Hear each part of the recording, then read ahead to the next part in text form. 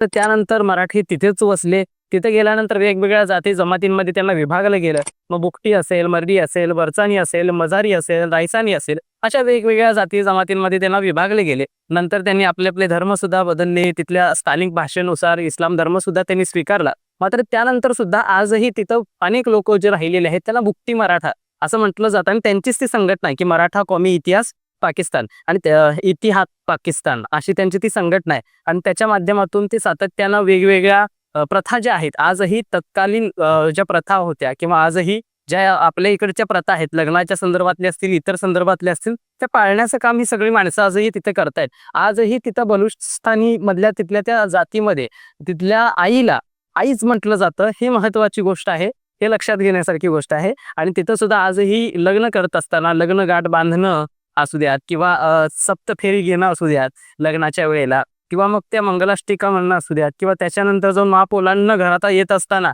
गृहप्रवेशाच्या वेळी महापोलांना असू द्यात, त्या सगळ्या मराठी प्रथा आजही तिथं जपल्या जात आहेत.